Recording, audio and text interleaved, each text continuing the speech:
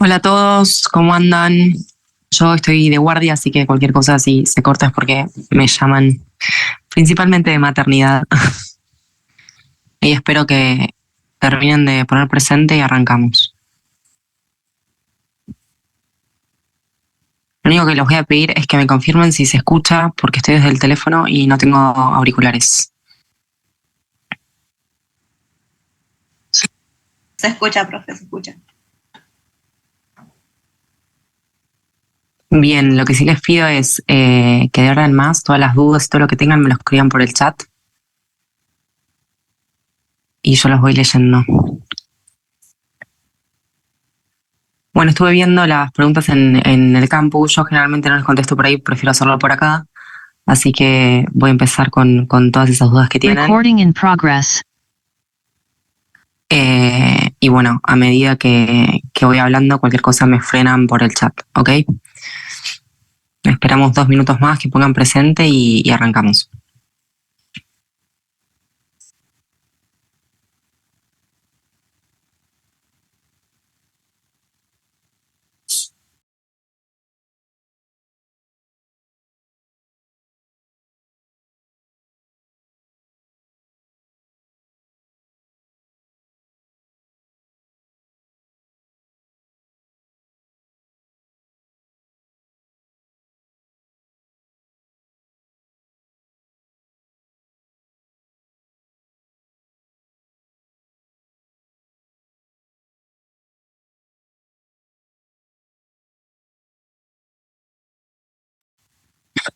Bueno, la segunda clase, más que nada vi un par de dudas con respecto al tema de ablación. Yo no hablo mucha ablación en la presentación que les di, porque bueno, es un tema que lo van a ver también con mayor profundidad, tanto ablación como lo que es trasplantes en general, en lo que es alta complejidad.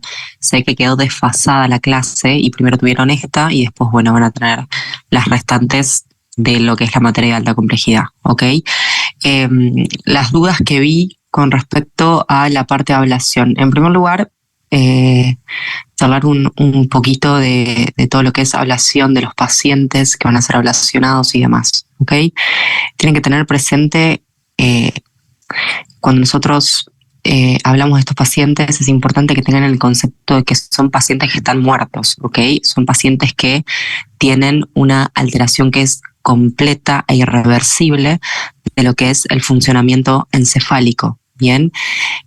Hay una muerte, por ende hay una función que no va a volver con respecto a lo que son las neuronas, ubicadas tanto a nivel de la corteza como a nivel del tallo encefálico. ¿Vamos bien hasta ahí? O sea, quiero que tengan presente este concepto, bien, lo que es la muerte encefálica, ¿sí? Es una alteración completa e irreversible de la función encefálica per se, ¿ok? Va a haber una muerte neuronal, por ende es un proceso que es completamente irreversible, ¿bien? Hay una muerte neuronal cortical y también del tallo encefálico. Lo que quizás a muchos les surge como duda es si hay lesión medular o no. Puede haberla, el tema es que no está incluida, ¿ok? ¿Por qué? Porque puedo tener una muerte encefálica con una médula que no tenga una lesión per se y por ende voy a tener determinados reflejos y movimientos que van a estar conservados, ¿sí? Eso no significa que el paciente esté vivo, ¿ok? Voy de nuevo para atrás con este concepto. Importante tener el concepto de muerte encefálica, ¿sí? Nosotros los mantenemos vitales en cierta forma a los pacientes por el soporte que tienen. Una vez que nosotros sacamos el soporte que le estamos dando, tanto ventilatorio como farmacológico y de medios externos para conservar la temperatura y demás, si nosotros sacamos todo ese soporte, el paciente no va a continuar, hablo así para que se entienda, viviendo entre comillas, ¿ok? Entonces, tener en claro lo que es el concepto de muerte encefálica. ¿Vamos bien hasta ahí? Me responden por el chat.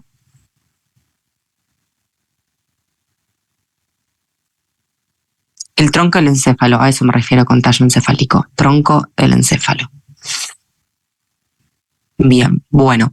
Lo que les dije de las horas en la clase es tener en cuenta las dos fases a grandes rasgos que hay dentro de la ablación. Tenemos una fase inicial que va desde la hora 0 hasta la hora 6 y una segunda fase que va de la hora 6 en adelante, ¿ok? Generalmente nosotros en quirófano recibimos a los pacientes en esta segunda fase. Lo que generó dudas es lo de la denominación de las distintas fases. Vuelvo a repetir. La primera fase es la hora 0 a la hora 6 y es una fase que se conoce como fase hipertensiva. ¿Por qué?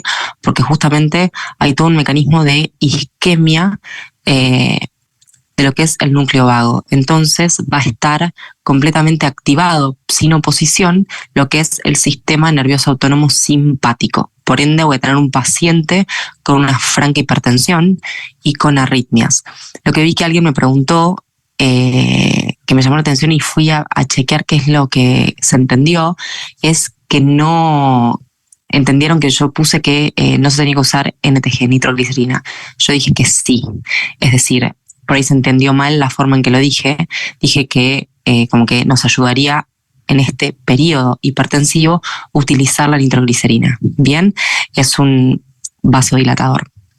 Entonces, sin nitroglicerina en esta etapa. Primera fase, fase hipertensiva. Esto es importante que lo entiendan, ¿sí? Es una fase hipertensiva más que nada por una sistema nervioso simpático. Por ende, el paciente va a estar hipertenso. ¿Puedo usar nitroglicerina? Sí. ¿Puedo usar sevoflurano? ¿Puedo usar fentanilo? Sí, los puedo utilizar. ¿Vamos bien hasta ahí? Esto lo tomo, así que presten atención. Bien.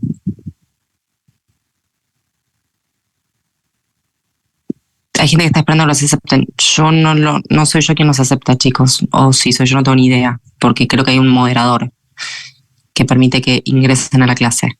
De todos modos, escriban todo esto que les estoy diciendo, porque sus compañeros también tienen dudas. Bien. Después, de la hora 6 en adelante, la fase es completamente al revés, como para que lo entiendan. Es una fase de una hipotensión persistente que se acompaña de bradicardia. Acá el mecanismo es que se isquemian, por así decirlo, todas las zonas de lo que es el sistema nervioso simpático, ¿ok? Entonces queda completamente fuera de lugar acá. Hay una expresión máxima de lo que es el sistema nervioso parasimpático. Esto es un mecanismo de fisiopatología que pone en auge en este momento de la hora 6 en adelante todo lo que es el sistema nervioso parasimpático. Esto nos da como resultado final una vasoplejía terrible, por ende el paciente está muy hipotenso, muy bradicárdico y no va a responder a la atropina, esa bradicardia, ¿sí? Por el mecanismo de fisiopatología, por ende no tiene sentido que le hagamos atropina.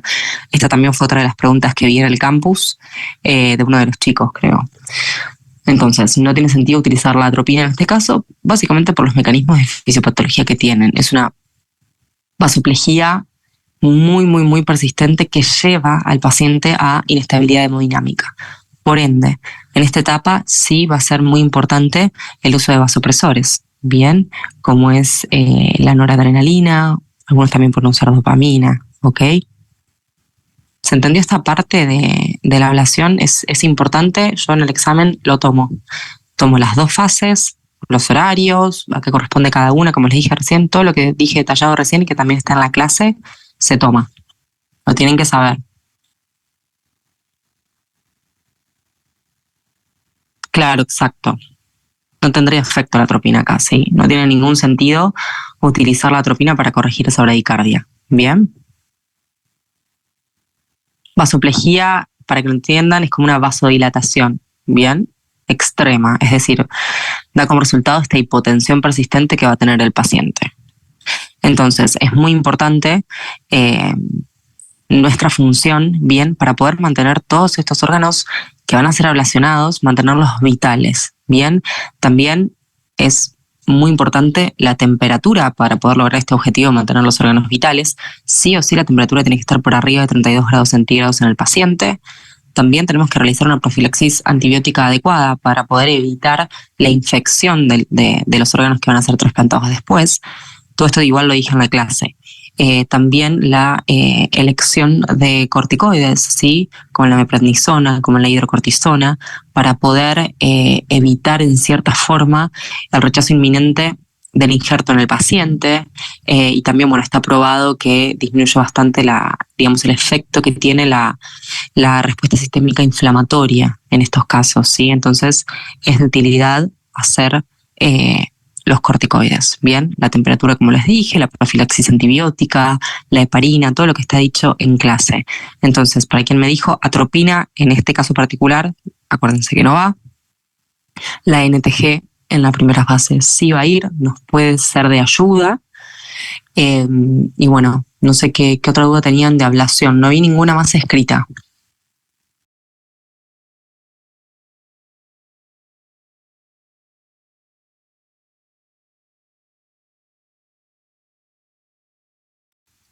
Bueno, o sea que se entendió todo de evaluación, anotaron todo lo que les acabo de decir, lo tomo.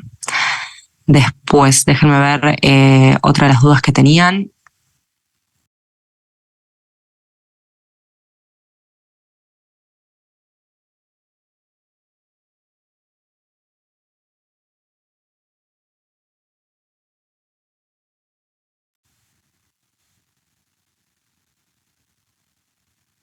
Bien, se ve que también tuvieron varias dudas en determinados conceptos, como por ejemplo ascitis. Bien, la ascitis es básicamente la acumulación de líquido dentro de la cavidad abdominal. Es muy frecuente de ver esto en pacientes que van a ser trasplantados, más que nada en lo que es trasplante hepático, por todo el mecanismo de fisiopatología que tienen, ¿sí? Por su insuficiencia hepática. Es normal que estos pacientes nos lleguen con mucho líquido a nivel de la cavidad abdominal, ¿sí? Esto es el concepto de ascitis. ¿A quién me lo preguntó? ¿Le quedó claro?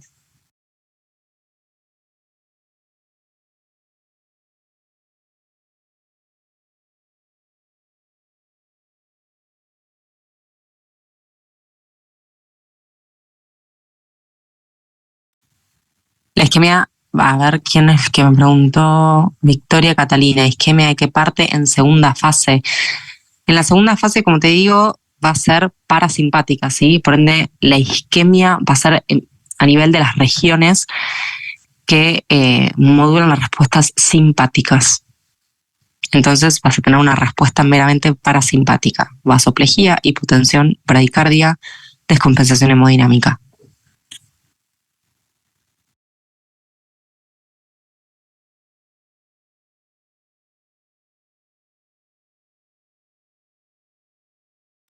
Bien, otra duda que vi en respecto a lo que es trasplante hepático, eh, a ver, déjenme leer. El tema de si la vena hepática es lo mismo que la suprahepática. Sí, las suprahepáticas van a desembocar directamente a nivel de lo que es vena cava inferior. ¿Sí? Recuerden que el hígado tiene dos sistemas venosos, ¿bien? El sistema venoso portal y el sistema venoso de la vena cava inferior, ¿bien? Son distintos. ¿Alguien tiene alguna duda con eso? Es de anatomía eso.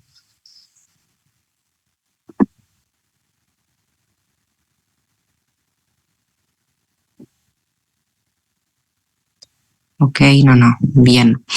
Otra duda que tuvieron que me parece importante es el tema de las fístulas arteriovenosos en pacientes que van a ser sometidos a trasplante renal. Independientemente de que sean pacientes que van a estar programados para trasplante renal, en sí, digamos, en su vida profesional, siempre tienen que tener presente que las fístulas arteriovenosas se tienen que cuidar al máximo, ¿sí? En pacientes renales crónicos. Las utilizan para dializar, es decir, ser conectados a una máquina que va a suplir la función que tienen sus riñones, que en este caso no están funcionando correctamente. Entonces, básicamente lo que hace un cirujano vascular es realizar la unión de una arteria con una vena, mayoritariamente a nivel del antebrazo, ¿sí?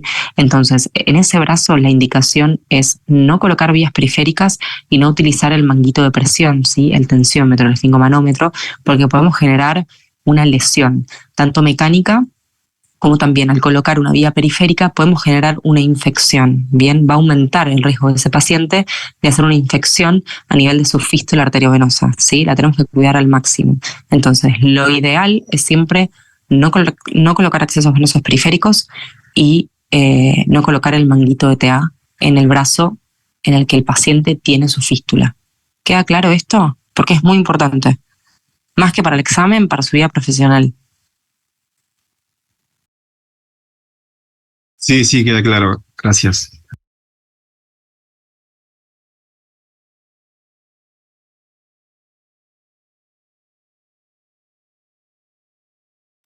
No entendí lo que es la fístula, me ponen. La fístula es la unión arteriovenosa que realiza un cirujano en estos pacientes con enfermedad renal crónica para poder dializar, ¿sí?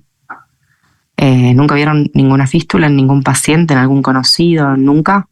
O sea, macroscópicamente la vas a ver eh, como una irregularidad en el tejido del paciente, ¿sí? Por eso siempre importante el interrogatorio también. Si te dice que es enfermo renal crónico, preguntar si tiene una fístula, dónde está colocada, mirarla, si esa fístula está en condiciones, bien, y como te digo, no utilizar ese brazo. ¿Entendiste, Ana, lo que es una fístula? Sí, bien.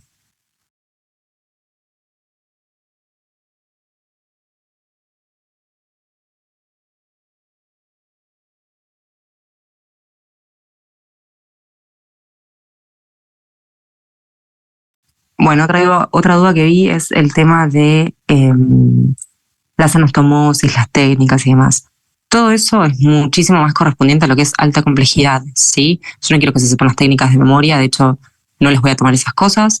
Me parece importante otras cosas, que estén ubicados en las fases, que sepan qué es el periodo de isquemia fría, isquemia caliente. Todo eso lo tienen en la diapositiva. Yo lo explico detalladamente y tomo lo que doy. O sea, no me voy por las ramas tomando cosas que no son, ¿sí? O sea, vuelvan al PowerPoint, escúchenlo.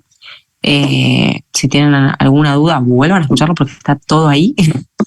y, y bueno, saquen de ahí la mayor parte de la información. Obviamente, a ver, ¿en qué fase va la anastomosis? Lo tienen que saber.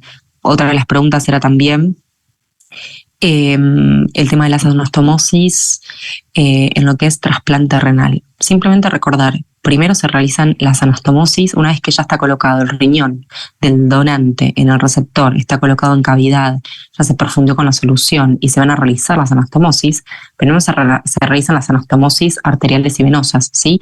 Y por último, lógicamente se realiza la anastomosis de el urétero vesical, ¿sí? Ahí es muy importante todo lo que les digo en el Power, el tema de tener en cuenta las soluciones diuréticas, contar con diuréticos para ver que esa anastomosis esté efectivamente funcionando. Bien, gracias, de nada. Déjenme chequear otra más de las preguntas porque me faltan dos.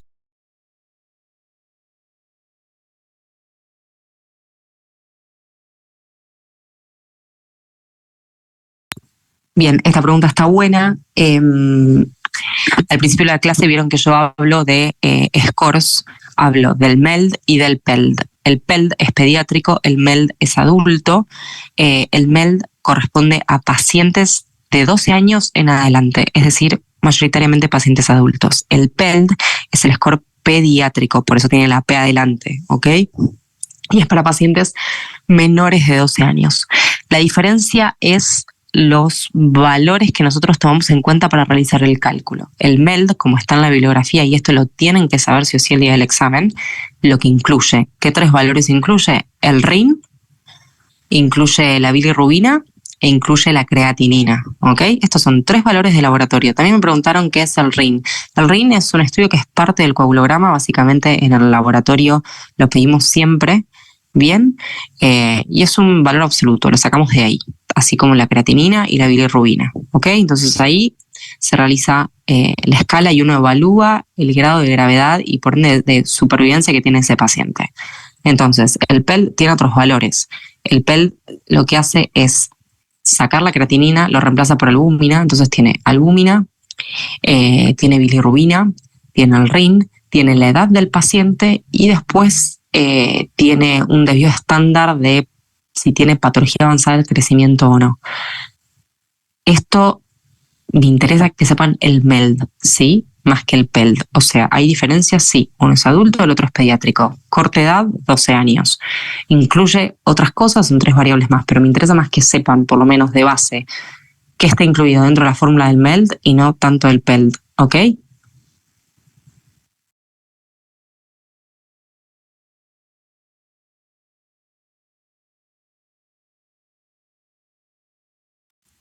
Anótenlo esto, si alguien tiene dudas, lo repito, el MELD está en el PowerPoint, el PELD no.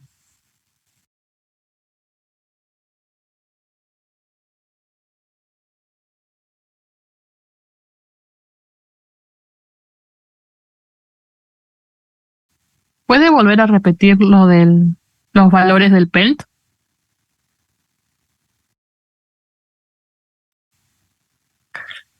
Sí, el PELD sacás la creatinina, pones albúmina, entonces te queda albúmina, bilirrubina, el RIN, la edad del paciente, acuérdate que son menores de 12 años, y por último se saca un desvío estándar según patología de crecimiento avanzada. Eso es todo. Escríbanme por el chat.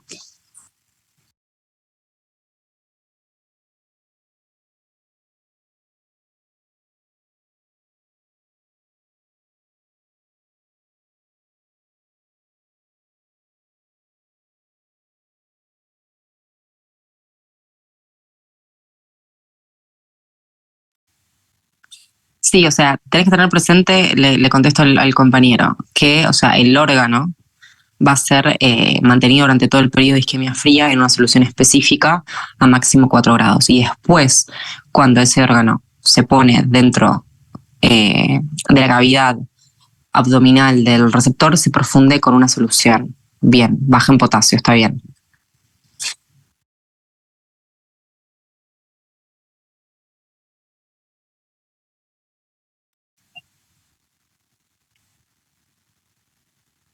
Después, otra duda que tuvieron acá, déjenme ver, es en tema al trasplante hepático, cuando habla de evaluación perioperatoria multidisciplinaria, ¿a qué se refiere? Me refiero a que son pacientes que tienen que tener justamente una evaluación multidisciplinaria, hacer referencia más que nada a que sea evaluado por múltiples servicios, por múltiples profesionales, ¿sí? Desde su médico clínico, el nefrólogo, el cardiólogo, y bueno, ajustar también la evaluación a las demás comorbilidades que tenga el paciente, ¿sí? Son pacientes complejos, ¿bien?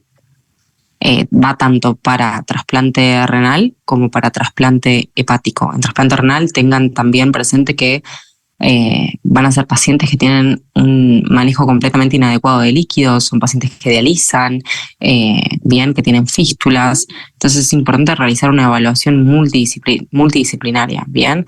El paciente hepático también es un paciente súper complejo, tiene muchísimas alteraciones del medio interno, es una cirugía que potencialmente puede sangrar un montón. Entonces, el abordaje previo tiene que ser multidisciplinario, ¿sí? Es decir, muchos médicos de distintas especialidades tienen que abordar al paciente, evaluarlo y ver en qué condiciones entra ese paciente al quirófano. A eso me refería.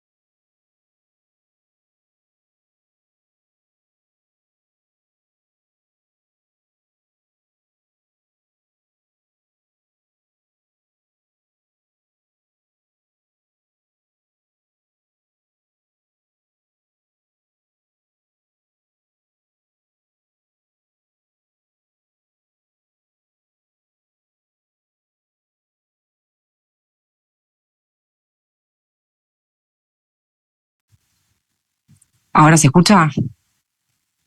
A ver. Vuelvo a lo que me preguntaron, que acabo de hablar sola, se ve. El tema de los criterios de extubación. No sé si llegaron a escuchar eso. Bueno, lo que decía de la fase de extubación es básicamente lo mismo que dije en la clase. ¿Por qué? Porque si bien hay criterios de extubación que pueden leer en cualquier bibliografía, el extubar o no a un paciente trasplantado hepático depende de un montón de factores. En primer lugar, síndrome de reperfusión, hubo o no, hay estabilidad hemodinámica, hay inestabilidad hemodinámica, cómo están los gases de ese paciente, y un montón de factores que van a decidir si ese paciente en particular, después de esa cirugía, tiene criterios para ser extubado o no. ¿Bien?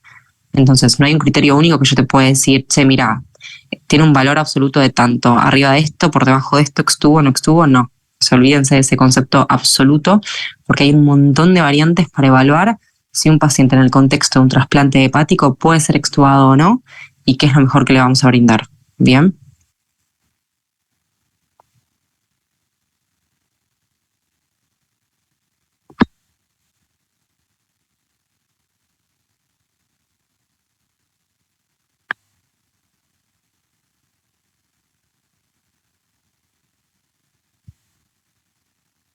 Chicos, me está entrando un llamado, ya vuelvo, que por ahí es del hospi. Denme un segundo.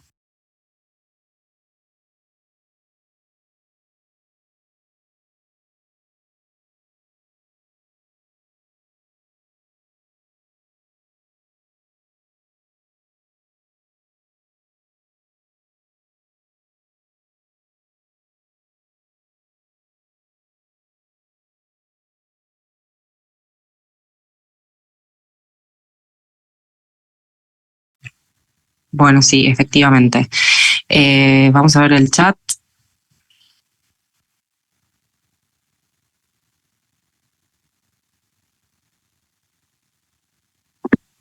Hepatectomía, a ver si lo veo acá.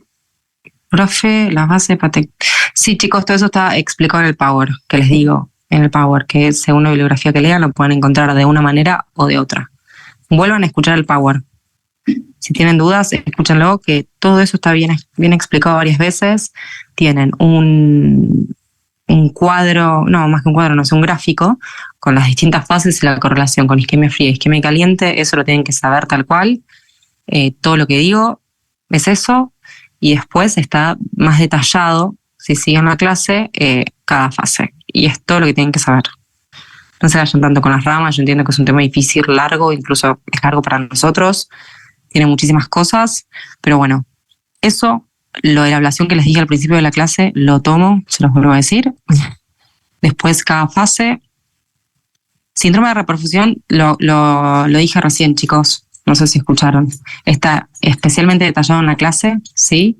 Es un síndrome que se da en la última etapa, bien, cuando se realiza toda la reperfusión, por eso se llama síndrome de reperfusión. Es básicamente la movilización de grandes volúmenes, hay una gran inestabilidad hemodinámica que puede ocurrir, bien. Tienen todo detallado en la clase. ¿Qué es? ¿Qué tienen que tener en la mesa de anestesia? Bien, que eso es súper importante. Está todo detallado en la clase lo que tienen que saber del síndrome de reperfusión.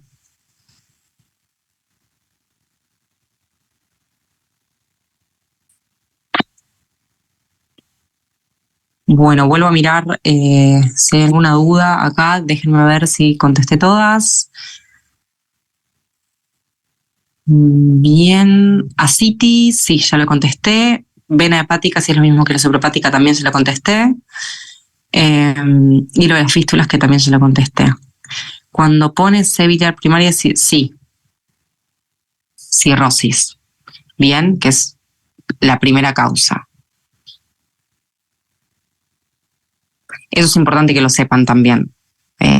¿Cuáles son las principales causas? Lo tienen. Yo les dejé un cuadro en la diapositiva, el cuadrito de la derecha, que está más resumido, que está bueno, y el de la izquierda, que es un poquito más extenso. Estudien tal cual está en el cuadro las principales causas. Bien, que está todo detallado ahí en la filmina esta que les digo, de la clase.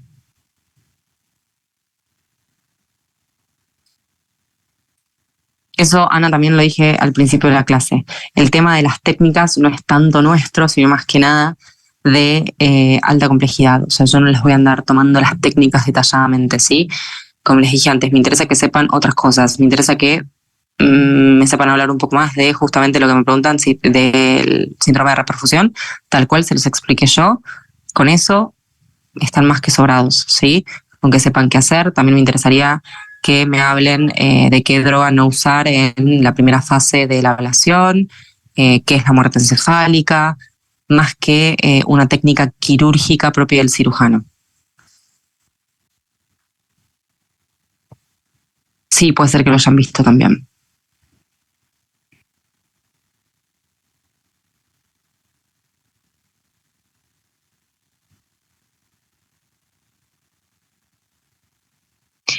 Reflejo de oxígeno, no sé a qué te referís, en qué parte. Volvé a escuchar la clase y cualquier cosa pregúntame por el campus y te contesto por ahí.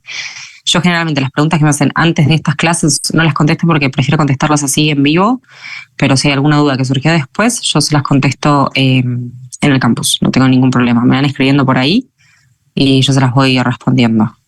Por ahí demoro un día o dos que no lo vi o no me llegó la notificación, pero siempre les respondo.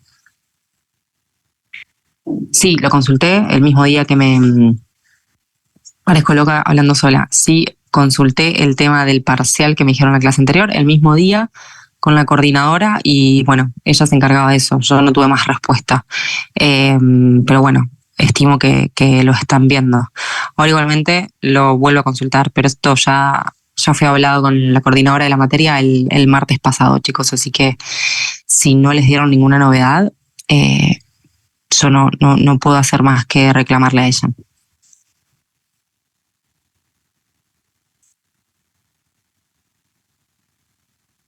Piggyback son técnicas quirúrgicas, es lo mismo que les dije recién, también está en el video.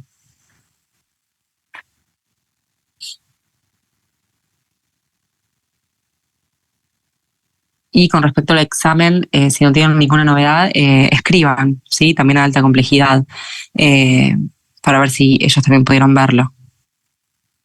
Estimo que no está programado tampoco en el mismo horario.